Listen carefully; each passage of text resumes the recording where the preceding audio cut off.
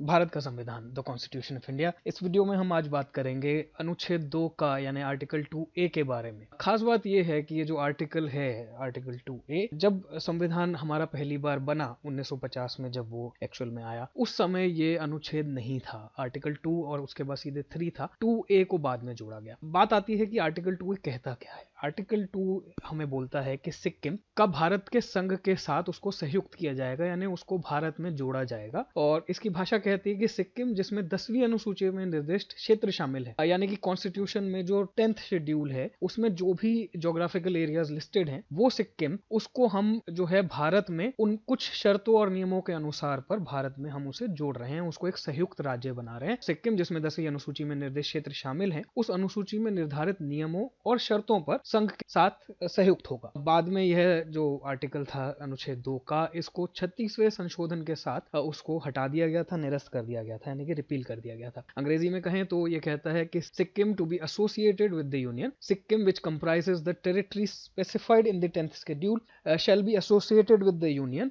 on the terms and conditions as set out in that schedule which was repealed later in the constitution। अगर हम अब इस नक्शे को अगर देखें, ये है भारत का नक्शा, और इसमें जो लाल रंग में जो हमें दिखाई दे रहा है ये पार्ट, ये सन 1975 से पहले भारत का राज्य नहीं था। ये अपने आप में एक प्रिंसली स्टेट होता था, या और इसको हम किंगडम ऑफ सिक्किम भी कहते थे। और वहां पर एक राजा हुआ करते थे जिनको हम चोग्याल के नाम से सिक्किम में उन्हें बुलाया जाता था। ये हैं जिनकी तस्वीर हम देख रहे हैं, ये पाल्डेन थोंडुप नामग्याल। इनको वहां की तिब्बती भाषा के अंदर इनको पाल्दान दोनग्रप नामग्याल भी बोलते हैं। तो ये जो थे, ये चोग्याल ऑफ सिक्किम, जो वहां के जो राजा बने, ये वहां के 12वें और आखिरी चोग्याल थे। इसके बाद चोग्याल की जो गद्दी थी वह खत्म कर दी गई थी। इनके पिता होते थे सर ताशी नामग्याल, वो 11वें चोग्याल थे उस समय के। खास बात यह है कि इनके रूल के अंडर, इनके जब भी ये प्रिंसली स्टेट के जब राज्य कर रहे थे, इनके राज्य में वहां की जो जनता थी, सिक्किमीज लोग जो थे, वो बहुत ज्यादा खुश नहीं थे। और बल्कि ये कहते हैं कि सन 47 में जब भारत आजाद हुआ, उस समय तक सिक्किम जो था वो है ब्रिटिश इंडिया का एक प्रिंसली स्टेट माना जाता था। इवन उस समय भी, जब देश आजादी हुई, उस समय भी वहां के लोग चाहते थे कि यहाँ का जो मोनार्की रूल है, किंगडम रूल जो है, राजशाही, इसको खत्म किया जाए और वो भारत के साथ जुड़ जाए, उसका भारत में विलय हो जाए। पर इन एनी केस, जब हम बोलते हैं कि कोई भी राजा जो होता है वो कभी इच्छा ऐसी नहीं रखता, वो हमेशा कहते हैं कि उनका अपना राज्य चलता रहे। तो ऐसा ही ताशी नामग्याल का भी कहना था कि वो अपने उसमें ही रहना चाहते थे। विशेष बात यह है कि ताशी नामग्याल जी के 2 पुत्र हुए, जिसमें जो पहला या बड़ा जो पुत्र था, उनकी एक विमान दुर्घटना के अंदर उनकी मृत्यु हो गई। तो उम्मीद यही थी कि वे पहले राजगद्दी संभालेंगे, लेकिन क्योंकि उनकी मृत्यु हो गई तो उनके छोटे पुत्र जो थे दूसरे नंबर पे, वे थे पाल्देन थोंडुप नामग्याल। इनको ही ताजपोशी इनकी की गई। सन 63 की बात है। अच्छा, ये जो दूसरी तस्वीर हम यहाँ देख रहे हैं, ये है होप कुक नामग्याल। ये एक अमेरिका मूल की औरत थी और इन्होंने बाद में श्री थोंडुप नामग्याल के साथ इनका विवाह हुआ। माना यह भी जाता है कि यह एक CIA की एजेंट थी, जिसपे बहुत विवादित चीजें चलती रहती हैं। खैर, सन 63 में इनकी शादी हुई और सन 80 के अंदर इनका डिवोर्स भी हो गया था और बाद में अमेरिका चली गई थी। बात यह है कि जब ये विदेश चली गई, उन्होंने किताब लिखी, time change, an autobiography of hope cook. इसमें कहती हैं कि इनकी शादी शुरुआत के दौर को अगर छोड़ दें तो बाकी दौर में बहुत अच्छी नहीं रही, कि उनके अपने पति के साथ बहुत अच्छे संबंध नहीं रहे, कुछ विवाद आपस में बने रहते थे। खैर, जो भी हो, इनकी शादी का ही वो वक्त था जब सिक्किम के अंदर बहुत ज्यादा उग्र प्रदर्शन हो रहे थे। वहां के जो लोग थे वो बहुत खुश नहीं थे राजा से, राजशाही से, और चाहते थे कि भारत के अंदर उनका विलय हो जाए। तो उसी में से उन बहुत सारे जो लीडर्स हुए, उसमें एक लीडर थे काजी लेंदुप दोरजी। इन्होंने एक वहां पर सिक्किम नेशनल कांग्रेस की भी वहां पर स्थापना की, जो हम यहाँ देख रहे हैं, जिसका इलेक्शन सिंबल उस समय CD हुआ करता था। सन 62 के अंदर ये पार्टी बनी और काजी लेंदुप दोरजी वहां के पहले चीफ मिनिस्टर भी बने। अगर यहाँ की आप क्रोनोलॉजी समझे कि असल में सिक्किम में हुआ क्या था, कि जिसके बाद उन्होंने विलय की बात शुरुआत हो गई, तो देखा जाए तो सन 47 का जो ब्रिटिश राज रहा, उस समय से लोग मान रहे थे, वहां की जो आम जनता थी वो मानती थी कि सिक्किम का भारत में विलय हो जाना चाहिए, भारत का ही हिस्सा बनना चाहिए। और वहां के जो चोग्याल शासक थे वो नहीं चाहते थे कि ऐसा कुछ हो। इसी कारण से वहां की जो आम चुनाव भी हुआ करते थे, या वहां पर जो सत्ता में जो लोग रहते थे, वो आमतौर पर चोग्याल वंश के ही जो जानकार लोग हुए, जो उनकी बातें मानते थे, उन्हीं को ही वहां पर लाया जाता था। लेकिन जैसे कि हमने कहा कि आम जनता का विचार कुछ और था और राजशाही कुछ और चाहती थी, तो ऐसे में जो सन 74 में जो चुनाव हुए, वहां पर काजी लेंदुप दोरजी की जो पार्टी थी सिक्किम नेशनल कांग्रेस, ये वहां पर बहुमत में आई। ये चुनाव वहां सन 74 में हुए थे। तो अप्रैल 74 में जैसे ही ये आम चुनाव हुए, वहां पर सिक्किम नेशनल कांग्रेस की जब पार्टी आई और काजी लेंदुप दोरजी, जैसे हम कह रहे हैं कि उन्होंने प्रो इंडिया, उनका जो माइंडसेट था कि इंडिया में विलय होना चाहते हैं, जो वहां की आम जनता भी चाहती थी, वो जैसे ही आते हैं अप्रैल में, तो हम देखते हैं कि मई के अंदर, ठीक एक महीने के अंदर ही अंदर, वो एक गवर्नमेंट ऑफ सिक्किम एक्ट करके जो है एक वहां पर लेकर आते हैं। गवर्नमेंट ऑफ सिक्किम एक्ट के अंदर कई ऐसी बातें थी जिसमें यह लिखा गया था कि भारत को जो है सिक्किम की काफी ताकतें मिल जानी चाहिए और सिक्किम के अंदर भारत का ज्यादा जो है इन्फ्लुएंस बढ़ना चाहिए। इसके अंदर एक रिस्पॉन्सिबल गवर्नमेंट की बात करी गई थी, जो भारत के साथ जिसके अच्छे संबंध बने। 4 जुलाई सन 1974, तो अगर हम ये देखें, ये मई की बात है और 4 जुलाई सन 1974 में जो है, मतलब उसी पीरियड के अंदर, और ये खास बात है यहाँ पर, चोग्याल जो शासक था वो कभी नहीं चाहता था कि भारत का और सिक्किम के अंदर वो उस तरीके के संबंध हो जैसा कि उनकी सरकार अभी चाह रही थी।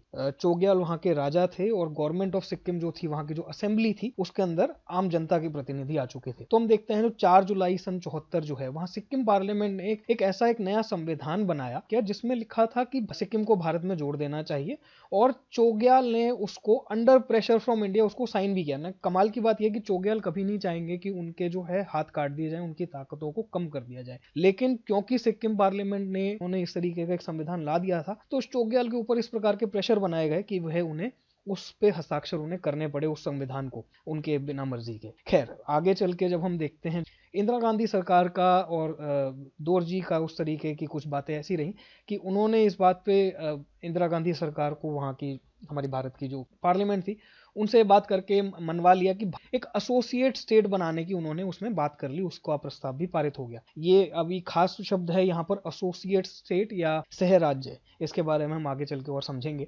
तो 4 सितंबर 74 में लोकसभा के अंदर ये कानून पारित हो गया और ऐसे ही 3-4 दिन के बाद 8 सितंबर को राज्यसभा में भी ये कानून पारित हो गया कि सिक्किम को भारत का एक सह राज्य या एसोसिएट स्टेट बनाए। जैसे ही ये कानून भारत में पास हुआ, तो सीधी बात थी, चोग्याल को कहीं ना कहीं खतरा भी लग रहा था, तो उन्होंने इस चीज को कहा कि नहीं, हम इस तरीके के किसी संसद के, भारतीय संसद के प्रस्ताव को नहीं मानते।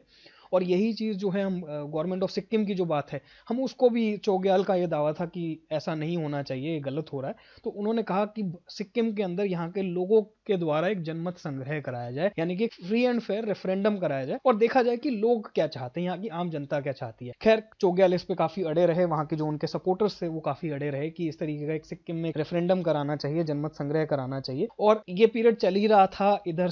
खैर, आगे चलते चलते हम देखते हैं इतिहास में 1 मार्च सन 75 आते आते वहां पर हमारे जो प्रेसिडेंट थे, उन्होंने भी इस कानून पे साइन कर दिया और उसका नोटिफिकेशन भी उसी दिन जारी हुआ 1 मार्च 75 को। और उस संशोधन में लिखा था कि आर्टिकल 2A को संविधान में जोड़ा जाए, एक साथ ही साथ 10वां शेड्यूल भी जोड़ा जाए। तो उस वजह से इसको, एक आर्टिकल को 2A को हमारे साथ जोड़ा गया, जिसमें लिखा था कि सिक्किम जो है उस भारत का एक सह राज्य बने। हम यहाँ पर हम देखते भी है, Sikkim to be associated with the union, यानी कि सिक्किम को भारत के साथ उसका एक सहयुक्त सह राज्य बना दिया जाए। और जो 10वीं अनुसूची जो हम बात कर रहे हैं कि 10वीं अनुसूची और आर्टिकल 2A को इसमें जोड़ दिया गया। खैर, तो 2 तरीके की अजीब सी टेंशन शुरू होती हैं, वो लोग जो नहीं चाहते थे भारत में सिक्किम का विलय किया जाए और वो लोग जो चाहते थे, इन दोनों के बीच में काफी एक वाइड स्प्रेड टेंशंस वहां पर शुरुआत होती है।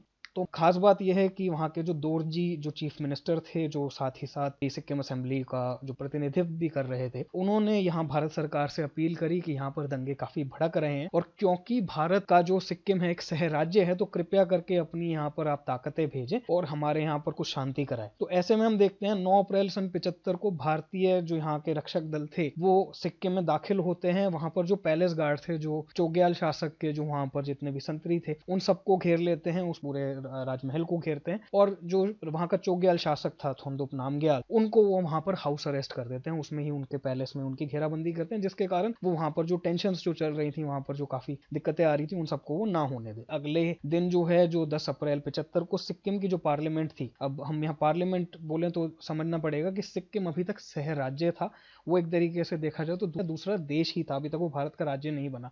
इसलिए जो सिक्किम की पार्लियामेंट जो थी वो यूनानिमस वोट करती है, मतलब एक मत से एक वोट करती है कि जो मोनार्की है, हम इससे दुखी आ चुके हैं, जो चोग्याल शासक हैं हम उनसे दुखी आ चुके हैं और हमें जो है चोग्याल शासक से बिल्कुल ही हमें इससे अबॉलिश करना चाहिए, हमें इसे मोनार्की जो राजशाही है हमें ये नहीं चाहिए और हमें भारत का एक राज्य बन जाना चाहिए। तो अभी तक जो सह राज्य बन रहा था वो अब भारत का प्रॉपर तरीके से एक फुल फ्लेजेड राज्य बनने की मांग करता है 10 अप्रैल को। और जो रेफरेंडम की जो बात थी, तो ठीक उसके 4 दिन के बाद में जो है सिक्किम में एक रेफरेंडम भी होता है, जनमत संग्रह होता है, जिसमें आम जनता से पूछा जाता है कि वे क्या चाहते हैं, कि क्या वो सिक्किम को भारत का राज्य बनाना चाहते हैं, कि क्या वो सिक्किम को भारत में विलय करना चाहते हैं, उसी का अंडर आना चाहते हैं। तो वहां देखा गया जो रेफरेंडम हुआ जिसमें तकरीबन 90,000 के करीब वोटर्स थे, वहां पर हम देखते हैं कि 97% लोगों ने जो है मर्जर के लिए, विलय के लिए हाँ भरी, और बाकी कुछ 1,500-2,000 लोग थे उसमें जितने वोट्स डले, उनको अगर छोड़ दे, वो मोटा मोटा 3% रहता है, उन्होंने ही सिर्फ मना किया। बाकी 97% जनता की इच्छा थी कि सिक्किम को भारत के साथ जुड़ जाना चाहिए। ये याद रहे कि ये वही लोग हैं, सिक्किम की ये वही जनता है जो शुरू से चाहती थी कि सिक्किम को भारत में मिलना चाहिए,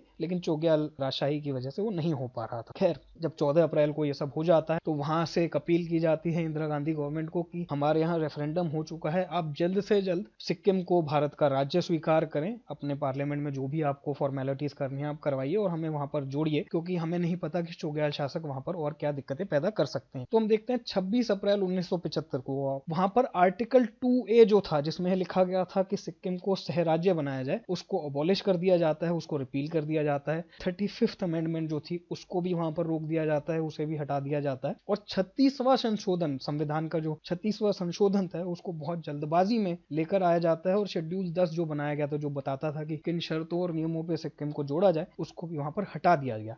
शेड्यूल 10 को जब हटाया जाता है तो हम देखते हैं 16 मई को, उसके कुछ एक दिन बाद, सिक्किम को भारत का 22वां जो है संघ का राज्य बना दिया जाता है। उससे पहले सिक्किम एक दूसरा देश ही माना गया था। तो 16 मई 1975 को सिक्किम नया राज्य बना and it became 22nd state of the Indian union. आज की तारीख में 16 मई 1975 को सिक्किम डे मनाया जाता है।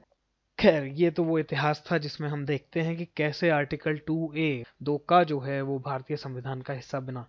आने वाली वीडियोस में हम देखेंगे कि आर्टिकल 2A को लेकर क्या क्या आलोचनाएं हुई, क्या कारण थे कि उसको एक ही साल के भीतर उसको हटा दिया गया। सांसदों ने, उस समय के जो सांसद थे हमारे सन 74 और सन 75 के वक्त में, उस समय के जो सांसद थे उनका क्या कहना था, उनके क्या विचार थे। फिर संशोधन 35 और 36 जो इस अनुच्छेद को लेकर आए थे, उनमें क्या भिन्नताएं थी और क्या समानताएं थी, यह भी हम अगली वीडियो में देखेंगे। और अगर आपको ये वीडियो पसंद आई हो तो इसको लाइक करना, शेयर करना और सब्सक्राइब करना ना भूलिएगा। धन्यवाद।